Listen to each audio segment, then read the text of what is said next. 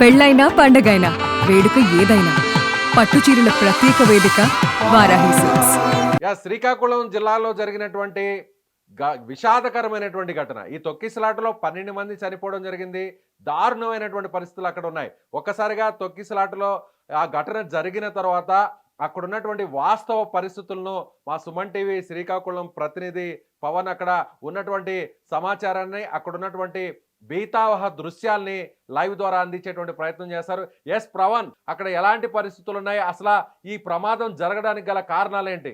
Yes, అక్కడ మనం చూడవచ్చు ఒక్కసారిగా మెట్ల మీదంతా కూడా మొత్తం అక్కడ చెల్లా చెదిరిగా పడినటువంటి పరిస్థితి కనిపిస్తుంది. ముఖ్యంగా అక్కడ ఆ మెట్ల మార్గంలో చూడొచ్చు, అంటే అక్కడ రైలింగ్ కూడా కోల్పోయింది. ఎస్ పవన్, కంప్లీట్ అక్కడ పరిస్థితిని చూపించండి. అక్కడి నుంచి దూరం ఉంటుంది. అంటే ఇక్కడ నుంచి ఆలయం గర్భగుడి చూసుకుంటే సుమారు ఒక 100 అడుగుల దూరంలో అయితే గర్భగుడి ఉంది. సో ఈ 100 అడుగుల గర్భగుడి దూరంలో ఉన్నప్పటికీ కూడా ఇది ముందుగా అంటే ఆలయంలోకి ప్రవేశ మార్గం అవ్వడం, ఇది నూతనంగా నిర్మించినటువంటి గుడి, దాన్ని బట్టి అయితే ప్రవేశ మార్గం ఇక్కడ ఉండడం బట్టి ఒక్కసారి అయితే భక్తులు ఇదే త్రోవ నుంచి వెళ్ళడం, ఇదే త్రోవ నుంచి రావడము అనుకోని పరిస్థితులు అయితే ఇక్కడ అయితే ఈ దుర్ఘటన జరిగిందని అయితే మనకి ఇక్కడ స్పష్టంగా నాకు. సో అంటే ప్రమాదం జరిగింది ఇప్పుడు మనకు కనిపిస్తుంది. మీ వెనకున్నటువంటి ఆ రైలింగ్ కూలిపోవడం వల్ల అక్కడేనా చనిపోవడం జరిగింది? ఆ మెట్ల మీద ఉన్నటువంటి రైలింగ్ దగ్గర ఏదైతే మెట్ల దగ్గర చూసామో, ఈ రైలింగ్ చూసామో, ఈ మెట్ల ప్రమాదం జరిగింది. ఈ రైలింగ్ దగ్గర నుంచి ఇదిగోండి ఇక్కడికి మనం ఇక్కడ చూసినట్లయితే ఈ సైడ్ కూడాను ఒకసారి చూడండి. ఈ సైడ్ చూసినట్లయితే ఇందులో కూడాను ప్రమాదం బట్టి ఒక్కసారి ఊహించుకున్నాను. యువత అయితే పైనుంచి గెంతడం జరిగింది. ఎస్, అంటే అక్కడ మీరు స్పాట్కి వెళ్ళారు పవన్. అక్కడ ఆ ప్రాంతంలో అంటే ఆ మెట్ల మీద, ఆ గర్భగుడికి బయట ఉన్నటువంటి ఆ మెట్ల మీద ఒక్కసారిగా ఎంతమంది అక్కడ చేరుకోవడం జరిగింది? ఆ క్యూ లైన్ లో సుమారు ఇక్కడ ఒక 20,000 నుంచి 30,000 మంది వరకు అయితే ఇక్కడికి వచ్చారనేది అయితే అంచనా అండి. సో ఒకసారి ఆ కెమెరామెన్ కూడా చెప్పండి, ఆలయం బయట ఉన్నటువంటి ఆ పరిసర ప్రాంతాలను కూడా ఒకసారి చూపించేటువంటి ప్రయత్నం చేయండి. సో ఇది ఆలయం. ఎస్, మీకు కనిపిస్తున్నటువంటి ఆలయ ముఖద్వారం ఇదే. ఈ ప్రాంతం మీదుగానే ఆ క్యూ లైన్లన్నీ కూడా వేల మంది ఉన్నటువంటి ఆ క్యూ లైన్లన్నీ కూడా ఈ ప్రాంతం గుండానే నేరుగా గర్భగుడిలోకి వెళ్ళినటువంటి పరిస్థితి కనిపిస్తుంది. పోలీసులు వెంటనే అక్కడికి చేరుకోవడం జరిగింది. అక్కడ ఉన్నటువంటి ఆ దృశ్యాలన్నీ కూడా చూస్తుంటేనే మనకు అక్కడ ఎంత దారుణం జరిగిందో, ఎంత పెద్ద ప్రమాదం జరిగిందో, ఎంత పెద్ద తొక్కిసలాట జరిగిందో కూడా అర్థమవుతుంది. పోలీసు ఉన్నతాధికారులు కూడా సంఘటనా స్థలానికి చేరుకుంటున్నారు. అక్కడ ఉన్నటువంటి స్థానిక పోలీసులు కూడా జరిగినటువంటి ఘటన గురించి కూడా వివరించేటువంటి ప్రయత్నం అయితే చేస్తున్నారు. ముఖ్యంగా అక్కడ ఒక స్టీల్ రాడ్స్తో కూడినటువంటి రైలింగ్స్ కూడా ఏర్పాటు చేశారు. కానీ వందల సంఖ్యలో ఆ మెట్ల మీదకు చేరుకోవడం వల్లే ఈ ప్రమాదం జరిగినట్టుగా మనకి చాలా స్పష్టంగా అర్థమవుతోంది.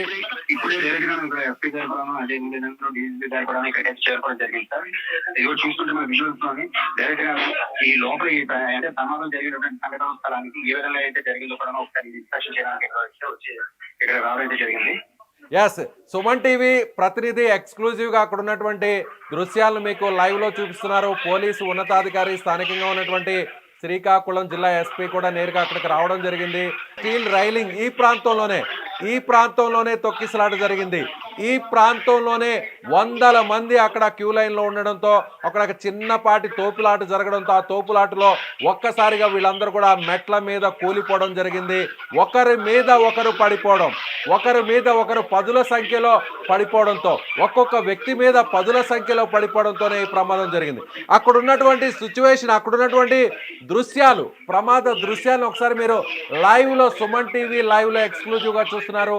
అక్కడ ఉన్నటువంటి కొబ్బరికాయలు, పూజా సామాగ్రి, మహిళలందరూ కూడా ఆ వెంకన్నను తొలి ఏకాదశి రోజున, కార్తీక మాసం రోజున దర్శించుకోవాలనేటువంటి ఒక ఆలోచనతో, ఓ భక్తి భావంతో అక్కడికి వెళ్ళినటువంటి పరిస్థితి. కానీ అనూహ్యంగా జరిగినటువంటి ఈ ప్రమాదం కారణంగా వారందరూ కూడా చనిపోయారు. ఎస్, అక్కడ కనిపిస్తుంది ఆ మెట్ల వెనుకున్నటువంటి ఆ ప్రాంతం సరిగ్గా అదే ప్రాంతం. సరిగ్గా ఇప్పుడు మీకు కనిపిస్తున్నటువంటి ఈ ఆలయ ముఖద్వారమే. సో కొన్ని నెలల కిందట ఈ ఆలయాన్ని ఓపెన్ చేయడం జరిగింది. పవన్, ఆ క్యూ లైన్లు ఎక్కడి నుంచి ఎక్కడి వరకు ఉన్నాయి, ఏ ప్రాంతం నుంచి ఏ ప్రాంతం వరకు క్యూ లైన్లు ఉన్నాయి, ఒకసారి చూపించే ప్రయత్నం చేస్తారా? ఇప్పుడైతే ప్రస్తుతానికి అయితే ఇక్కడ పోలీస్ సిబ్బంది అయితే వచ్చి ఇక్కడ క్యూ లైన్లకి వెళ్ళేటటువంటి మార్గాన్ని అయితే వచ్చేదైతే జరిగింది. సో అటు మీరు నిల్చున్నటువంటి ప్రాంతానికి వెనక వైపు కూడా చూపించేటువంటి ప్రయత్నం చేయండి. సో ఆలయ పరిసర ప్రాంతాలంతా కూడా ఎంత ప్రదేశం అంటే 12 ఎకరాల సొంత స్థలంలో ఈ ఆలయాన్ని ఆ వృద్ధ భక్తుడు నిర్మించారనేటువంటి సమాచారం వస్తుంది. ఒకసారి చుట్టుపక్కల ఉన్నటువంటి పరిస్థితులను కూడా చూపించే ప్రయత్నం చేస్తారా? ఇంకా అండర్ కన్స్ట్రక్షన్ అయితే ఉన్నది. ఇది ఇంకా కన్స్ట్రక్షన్ అవుతుండము, మళ్ళీ మార్పులు చేర్పులు కూడా చేస్తున్నారు. ఇప్పుడు మనం చూసినట్లయితే ఇక్కడ కూడాను కంప్లీట్ గా భక్తులు ఇక్కడికి వచ్చి దీపాలు పెట్టుకుని వాళ్ళ చాలా భక్తితో ఇక్కడ చేసిన తర్వాత ఆలయంలోకి ప్రవేశించారు. అదే విధంగా ఇప్పుడు చూస్తే ఈ విధంగా లోపలికి అంటే ఇప్పుడు ఏదైతే క్లోజ్ చేశారో ఈ లోపలికి వెళ్ళిన తర్వాత కంప్లీట్ గా గర్భగుడి, ఆ గర్భగుడి నుంచి కూడా మళ్ళీ ఎగ్జిట్ అయ్యే ప్రదేశాన్ని కూడాను వాళ్ళు చేశారు. అయితే ఇది ఇంకా కన్స్ట్రక్షన్ లో ఉండడం బట్టి, అందులో కూడా ఏకాదశి అవడం బట్టి వీరు ఊహించని విధంగాను ఇంతమంది భక్తులు వస్తారని కూడా నిర్వాహకులు ఊహించలేదు. ఈ 94 సంవత్సరాల్లో ఉన్నటువంటి ఈ పండా గారు కూడా అనేటువంటి ఆయన చెప్పింది కూడాను ఎప్పుడు కూడా ఇక్కడ అంతమంది భక్తులు అయితే రాలేదు. ఎప్పుడు కూడా 1000 నుంచి 1200 మంది భక్తులు వచ్చే పరిస్థితి. అలాంటిది ఈ రోజు చాలా ఊహించకుండానే చాలా ఎక్కువ మంది రావడము ఇలా తొక్కిసలాట అయిందని అయితే ఎక్స్ప్లెయిన్ చేస్తారు. సో ఇప్పుడు సరిగ్గా మీరు నిల్చుకున్నటువంటి ప్రాంతం నుంచి గర్భగుడిని ఒకసారి చూపించే ప్రయత్నం చేస్తారా? అలాగే తొక్కిసలాట జరిగినటువంటి ఆ ప్రాంతాన్ని కూడా ఒకసారి చూపించే ప్రయత్నం చేస్తారా? గర్భగుడి అయితే ఇప్పుడు ఉంది. అయితే మనం తొక్కిసలాట అయ్యే ప్రదేశం వరకు అయితే క్లోజ్ చేయడానికి ఎస్, అక్కడి నుంచి చూపించే ప్రయత్నం చేయండి. ఎస్ ఎస్, ఈ ప్రాంతంలోనే సరిగ్గా ఇప్పుడు మీకు స్క్రీన్ మీద కనిపిస్తున్నటువంటి మెట్ల మార్గం ఇదే. ఈ మెట్ల మార్గంకు అటువైపు ఇటువైపు సో రక్షణగా రైలింగ్ ను నిర్మించడం జరిగింది. స్టీల్తో రైలింగ్ నిర్మించడం జరిగింది. ఒక్కసారిగా వందల సంఖ్యలోనే మీరు ఇప్పుడు చూస్తున్నటువంటి ఈ మెట్ల మీదకే వేల మంది ఉన్నటువంటి క్యూ లైన్లో ఒక్కసారిగా వందల సంఖ్యలో ఈ మెట్ల మీదకే చేరుకోవడం జరిగింది. ఒకరిని ఒకరు తోసుకోవడంతో ఆ తోపులాట అనంతరం నేరుగా ఆ మెట్ల పై నుంచి ఒకసారి ఆ మెట్ల మీద నుంచి ఎడ్జ్లో ఉన్నటువంటి రైలింగ్ మీద పడిపోవడం జరిగింది. ఆ రైలింగ్ అంతా కూడా పడిపోవడం జరిగింది, కూలిపోవడం జరిగింది. ఆ రైలింగ్ కూలిపోయినటువంటి దృశ్యాలు కూడా మీకు చాలా స్పష్టంగా కనిపిస్తున్నాయి. అక్కడ ఆ దేవుళ్ళకి సంబంధించినటువంటి విగ్రహాలు కూడా కనిపిస్తున్నాయి. అక్కడ చనిపోయినటువంటి ప్రదేశం అదే. చాలా మంది 12 మంది. ఎస్, అక్కడ మీరు చూడొచ్చు. ఎస్ పవన్, మీరు అక్కడ ఆ రైలింగ్ ఒకసారి చూపించేటువంటి ప్రయత్నం చేయండి. పైన ఉండాల్సినటువంటి రైలింగ్ కూలిపోయి అలా బయటకు పడిపోతున్నటువంటి పరిస్థితి, అక్కడ పడిపోయినటువంటి దృశ్యాలు మనకు కనిపిస్తున్నాయి.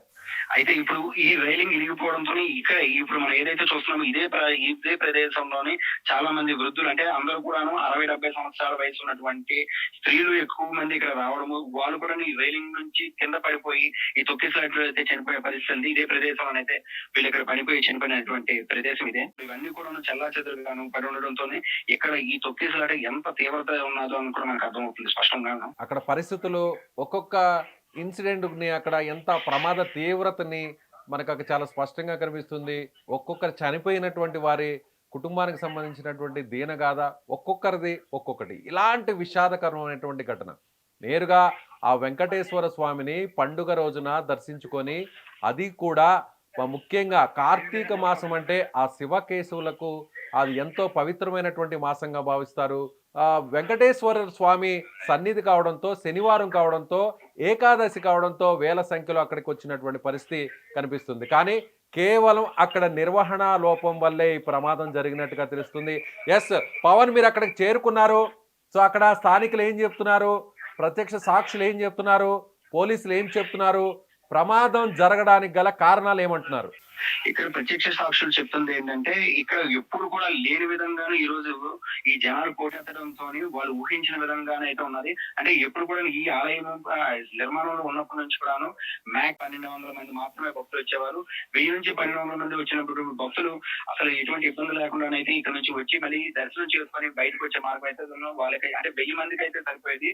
అయితే ఊహించిన విధంగా 20,000 నుంచి 30,000 మంది, సుమారు 50,000 మంది ఈ భక్తులు అయితే పోటెత్తడంతో ఇక్కడ ఈ రైలింగ్స్ ఇప్పుడు మనం చూసినటువంటి స్టీల్ రైలింగ్ ఇవన్నీ కూడా ఇరిగిపోవడం బట్టి ఒక్కసారి ఏమవుతుందని భయంతో కుర్రోలు కూడాను గెంతడం అయితే జరిగింది. అంటే ఒకరి మీద ఒకరి గెంతడంతో తొప్పించలాట్ అయిపోయి దాని మీద నుంచి ఇక్కడికైతే వచ్చేది జరిగింది. ఈ ఇన్సిడెంట్ అయితే జరిగింది సార్. అదే విధంగా ఇప్పుడు నిర్వాహకులు మేము చూస్తే ఇదంతా కూడా బౌండరీ కట్టింది కూడాను, అదే విధంగా చుట్టూ కనబడుతున్నటువంటి కొబ్బరి తోట ఇదంతా కూడా ఒక 12 ఎకరాల విస్తీర్ణంలోని ఆయన సొంత స్థలంలో నిర్మించినటువంటి ఆలయం కావడంతో ఇదంతా ప్రైవేట్ విధంగాను వాళ్ళు అంటే ఆయనకి తిరుపతిలో జరిగినటువంటి అవమానం దృష్టిలో పెట్టుకొని అది ఇంకే భక్తుడికి జరగకూడదు, ఎటువంటి పేదోడు కూడా జరగకూడదు, ఆ వెంకన్న స్వామి అందరికి కూడా దర్శనం ఇవ్వాలి అని చెప్పి ఈ రోజు ఇక్కడ ఆయన సొంత స్థలంలోనైతే కట్టడం జరిగింది. అటువంటిది 12 ఎకరాల స్థలంలోని విస్తీర్ణం ఇంకా నిర్మాణంలో ఉంటున్నప్పుడు గుడి ఈ ప్రారంభ దశలోనే ఇలాంటి దుర్ఘటనలు జరగడం అనేది ఒక్కసారిగా ఇక్కడ ఉన్నటువంటి స్థానికులు అందరూ కూడా భయాందోళన అదే విధంగా ఒకసారి దిగ్భ్రాంతి అయితే చెందుతున్నారు. Right Pawan, right. మళ్ళీ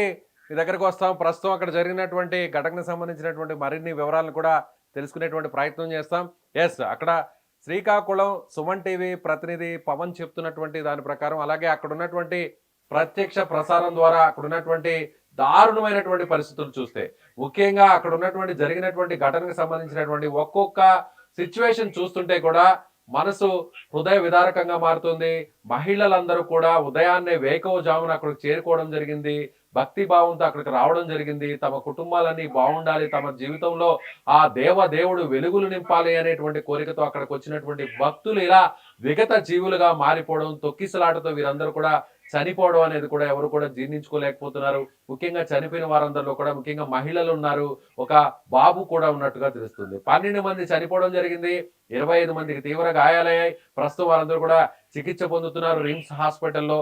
అయితే మృతుల సంఖ్య కూడా పెరిగేటువంటి అవకాశం కూడా ఉంది అనేటువంటి అనుమానాన్ని కూడా అక్కడ ఉన్నటువంటి భక్తులకు సంబంధించినటువంటి బంధువులు కూడా వ్యక్తం చేస్తున్నారు. ఇప్పటికే ప్రభుత్వం స్పందించింది, ఘటనకు గల కారణాలు కూడా తెలుసుకునేటువంటి ప్రయత్నం చేస్తున్నారు. విచారణ జరుగుతుంది. పోలీసు అధికారులు కూడా అక్కడ చేరుకున్నారు, మంత్రులు కూడా అక్కడ చేరుకున్నారు. లోకేష్ కూడా మరి కాసేపట్లోకి అక్కడికి వెళ్ళేటువంటి పరిస్థితి ఉంది. సో ఇది శ్రీకాకుళం జిల్లాలోని కాశీబుగ్గలో ఉన్నటువంటి వెంకటేశ్వర స్వామి సన్నిధిలో జరిగినటువంటి తొక్కిసలాటలో 12 మంది చనిపోవడం జరిగింది.